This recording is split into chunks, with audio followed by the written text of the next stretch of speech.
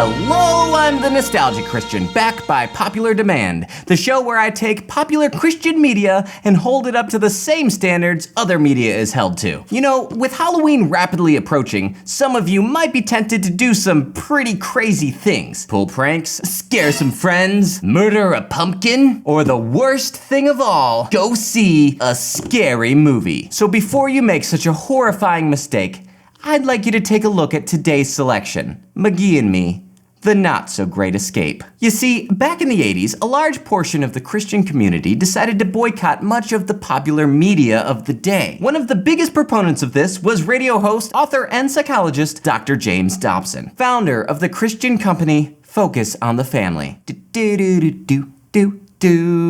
However, Dobson didn't believe that it was right to discourage people from partaking in the media of the day without providing a quality alternative. Out of that came, well, Adventures in Odyssey, and a few other properties, one of those being none other than the children's video series McGee and Me. So is this video series everything that you could hope for in the Christian alternative to the Wonder Years? Let's find out together as we jump right into the spookiest episode of McGee and Me, The Not So Great Escape. We start off as these videos always did, with this amazing intro. And I'm not gonna lie, this was the coolest thing ever. I totally wanted to build this in my room. In fact, I think I will build it in my room when I'm done shooting this video. Good, I have afternoon plans. Mousetrap. How is he keeping that goldfish alive? Wait, that was a pencil sharpener? Wait, all that just to sharpen a pencil? Okay, I admit that this kid's creative, but efficient he is not. Oh look, the animators drew him differently than Nicholas did. Holy crap! If he knew this drawing was gonna come to life, why wouldn't he just draw $1 million? Of course, then he'd have a bunch of Benjamin Franklins running around. Paint me like one of your French cartoons.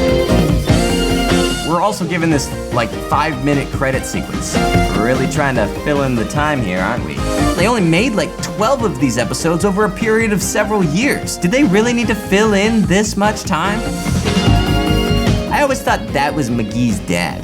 Now looking at it, I think it's like a robot or something. Either way, they kind of tease us with it and they never even put it in an episode. Just in case you weren't sure which book this was, it's the Bible! Okay, so here we go. Every McGee and Me episode always started off with the main character, Nicholas, reading a passage from his teen study Bible. Don't copy the behavior and customs of this world. And it's not even in 1611 King James, which is already pretty offensive. Come on, if I'm gonna have to sit here and listen to the Bible, I want it to be in a version of my language that I can barely understand. So as Nicholas sits and reads his Bible, we're privy to a McGee animated short, which is usually pretty violent. I'm serious, this rivals any Itchy and Scratchy cartoon. It's never really explained, but I always assumed that this was Nicholas's imagination, which kind of gives some insight on how warped his brain really is. So, good job on the foreshadowing, I guess. And this world is fading away, and these evil, forbidden things will go with it. These evil, forbidden things like radio, video, and fun. Yes, from the company best known for bringing you the radio drama Adventures in Odyssey comes the message, radio is evil. Hear all the guts and sights and sounds. Oh good, I didn't have to do a stupid voice part there. They already did it for me. Hair. Really, what is that? Whose hair is like that? Have a nice trip.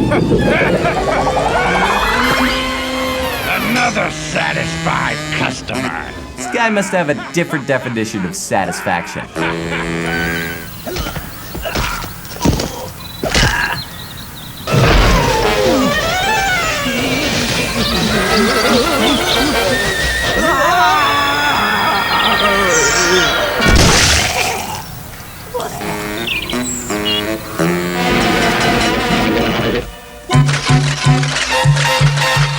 But be a new and different person. Fix your thoughts on what is true and good and right. Like hiking. Dwell on the fine, good things, for whoever keeps doing the will of God will live forever. It's like The Great Escape, but not as good of a movie. Oh no! Oh, sorry, the beginning of that song made me think I was about to be rickrolled. So now, after all of that, we finally get to the actual story. So we open up with Nicholas playing some kind of space cowboys or something with his buddy Lewis in the front yard. I know this looks kind of strange, Voiceover? Really? but Luce and I figured if you have to be a kid, you might as well act like one. Wow, Nicholas is an extremely self-aware kid. It's almost as if though he's just reading the words that were written by somebody who was looking back at their childhood. What is it? It's a camera. Space pod! You hit it, you get it. Hey, that should be the cover of the video. Nicholas man. But that was only a three-dimensional projection of my pod. Cheater! What? Here we're given the first clue that Nicholas is actually schizophrenic. When I was 11, I didn't have imaginary friends, and I certainly didn't talk to them, especially in front of my friends. I'd do it later on in front of a video camera, right? Yeah. Nicholas, come on in. It'll be getting dark soon. That shirt has too many jokes. I can't think of just one. Here's 5. You're welcome. Come on in. It'll be getting dark soon. Here we meet Nicholas's abusive mother, who claims it's getting dark outside when it's clearly the middle of the day. No wonder he has mental problems. Hey, stop that. That's how you smash a finger. Ah, the average 11-year-old browsing through the Hey, newspaper. check it out! Night of the Blood Freaks, Part 4. Remember last year when you got those guys at the campfire? Nah, I didn't see it. My folks wouldn't let me. Have you seen the commercials? First, there was Dawn of the Blood Freaks. Then, Day of the Blood Freaks. Then, Twilight. No! But now, as the shadows begin to fall, it's Night of the Blood Freaks! Honestly, this sounds like the worst trailer ever. I would not go to see that movie. Actually, I think these would work better as, like, song lyrics. Dawn of the Blood Freaks. Day of the Blood Freaks. Night of the Blood Freaks! That's better. Luce and I weren't the only ones excited about the movie. When is he narrating this? Like later that day? The next day, Nicholas and his friends are talking about the film, rudely staying on the bus after it's clearly gotten to school. I've seen all the freak movies. You're telling me that this little girl is a fan of the Night of the Blood Freaks films? She's seen like all of them? And her parents let her? Is this how parents were back in the 80s? They just let their kids go see whatever? Well, no wonder Focus on the Family had to make this film. And the soundtrack to the movie is by Death Threat. You know they're pretty hardcore because they've got the word death in their name. Blah. I've seen all the freak movies. Seen them? You starred in them.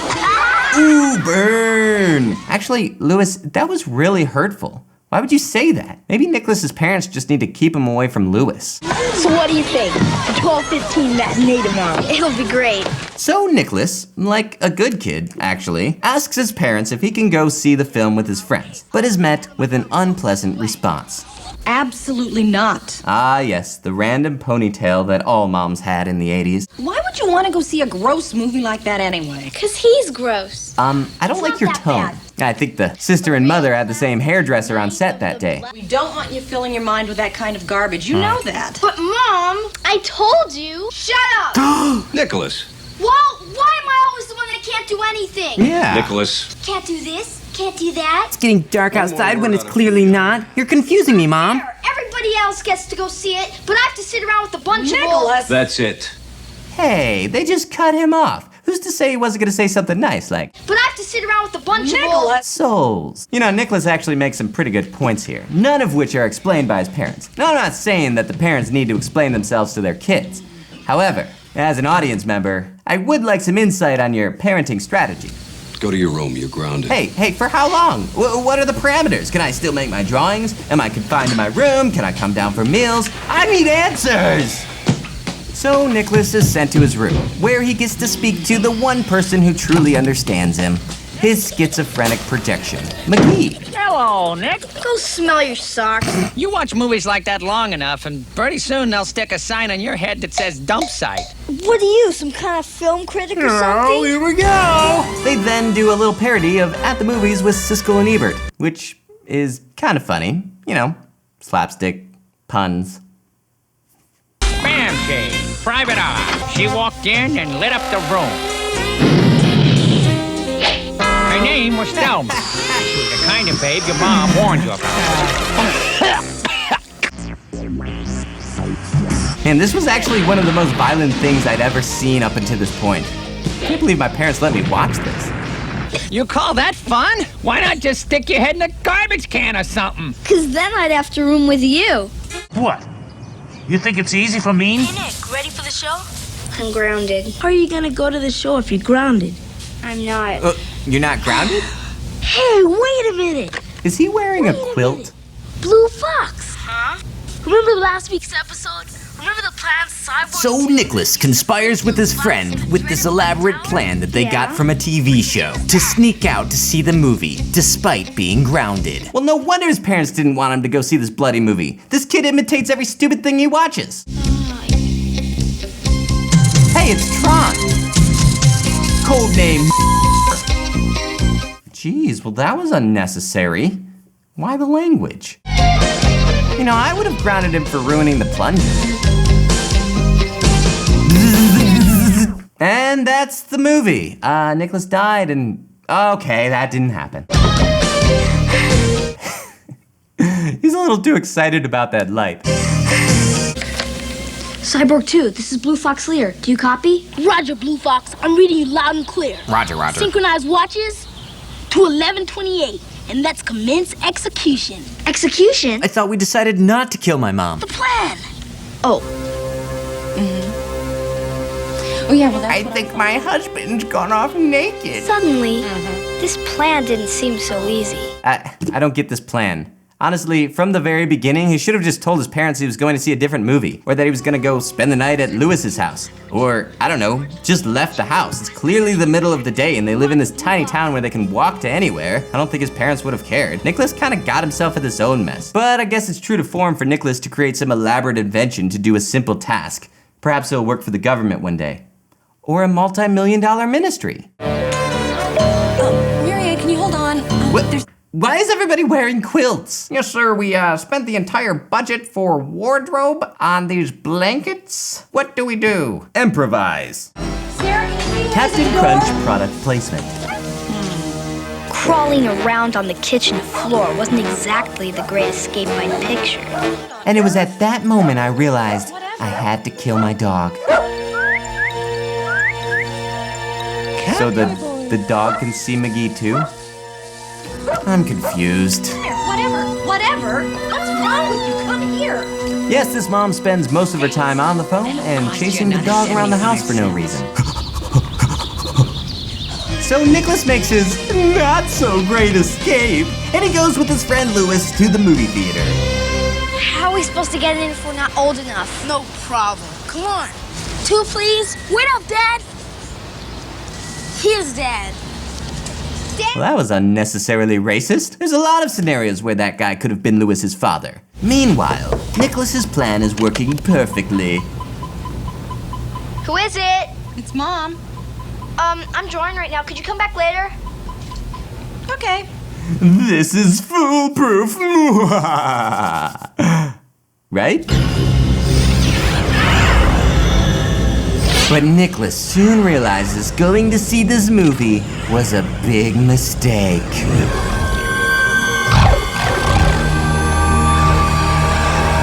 Looks like they're having a lot of fun. I think I'd rather be watching this movie right now. It's a pretty interactive crowd. Are you sure they didn't accidentally sneak into the Rocky Horror Picture Show? I gotta put some towels in this picture. Nicholas? Who is it? Dang it, he used the good batteries for his walkie-talkies. Are you all right? You sound tired. I'm drawing right now. Nicholas, it's Mom. What's going on in there? I'm just working on a remix, Mom. Still going. You know, I think he saw Night of the Blood Freaks and Ferris Bueller. Let's face it, Mom. He freaked. Man, that sister is in everybody's business. Yeah. She needs a hobby, like drawing or something. They all said it was great. Nothing induces guilt like a generic Christian 80s song. Is this all that you thought it would be?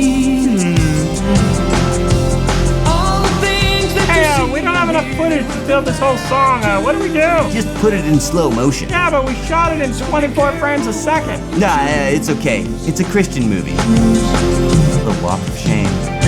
Stick it in your mind. Oh my gosh, it's so long. Why is there so much filler in this? Seriously, were they that lazy with the story? I think the script was like 2 pages long. But when Nick gets home, his parents are waiting for him, knowing what he's done and ready to win the Parent of the Year contest. Did you go to the movies? Yes, sir. Did you enjoy yourself? I'm thinking of taking your mother. Do you realize what you've done? First you wallpaper our living room, and then you do this? Your mind is the most important thing you have. Just by going to see it, you've put something into your mind to pollute it. And this is why we don't want you watching YouTube videos. You've got scenes in your mind that you can never erase. Maybe with you for the rest of your life. Especially now that we're making such a big deal about it. I'm sorry too, son. We're gonna have to put you down. I want you to go to your room and give this some thought. I'll be up in a little while to talk about your punishment. I'm not mad.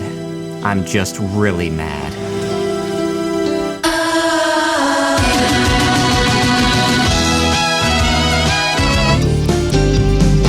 Well, you might say we did more than talk about my punishment. Oh, I get it now. The narration is Nicholas telling the story to a psychologist. And tell me, Nick, what did your father do when he came up to your room?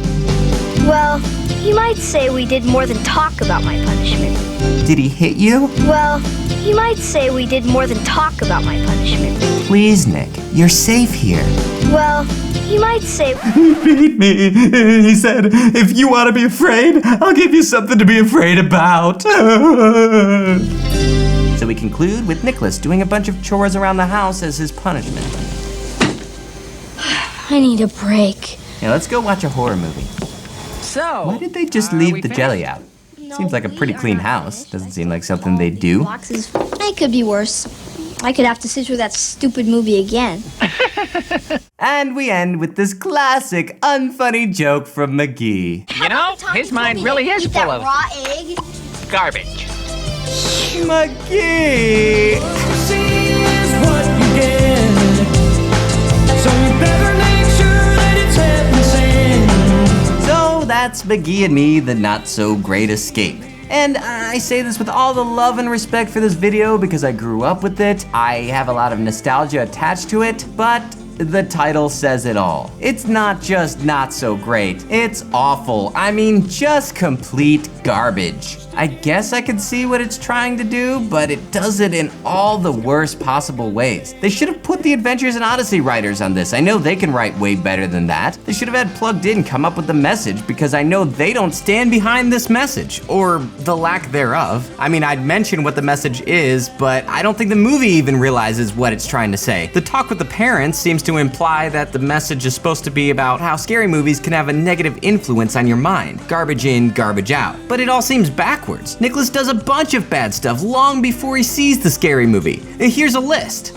If anything, it seems like the movie actually scared him straight. Honestly, it feels like the script was originally about peer pressure. And then the producers came to them and said, we need a movie about the negative effects of media on our minds, and appeals to the current cultural trend that says that we need more Christian programming just like this. And so, change a few scenes and voila! Perfect message that validates the video that you're already watching. Come on, my childhood Sunday school teacher was more subtle than this. Will my dog Pepper be there? I'm sorry. Heaven is for people. It's like a really, really bad episode of Full House. It's the typical story structure. A kid wants to do something, his parents won't let him, so he does it anyway. And eventually, the consequences catch up with him. And he has to sit down and have a heart-to-heart with his parents who tell him that they love him, but there are consequences for actions. And the main character, along with the audience, learns a valuable lesson. And so what we have learned applies to our lives today. God has a lot to say in his book. Look, a good story is taken right from the pages of real life, and nothing in this video seemed real to me. The only thing that was the least bit enjoyable was McGee, who was barely in it, and his name's in the title. I would say the animation isn't bad, but really, Disney was doing better animation back in the 60s. Maybe some of you out there, like me, grew up with these videos, and like I have already admitted, I love them.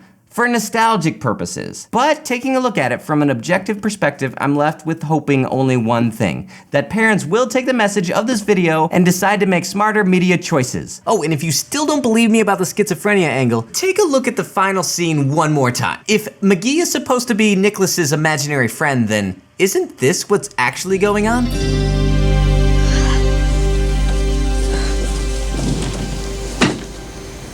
I need a break. No, we are not finished. I still have to haul these boxes from the garage to the attic. It could be worse. I could have to sit through that stupid movie again. I tell you, McGee, I'm through with watching garbage like that. But you gotta help me. That kind of stuff's all around. Inventions. Like the time he told me to use Mom's vacuum cleaner to rake the leaves. Or how about the time he told me to cut the sleeves on my shirt so that Mom wouldn't see the tear? Yeah, spooky stuff. I'm the Nostalgia Christian, holding Christian media up to the same standards as other media. Good night.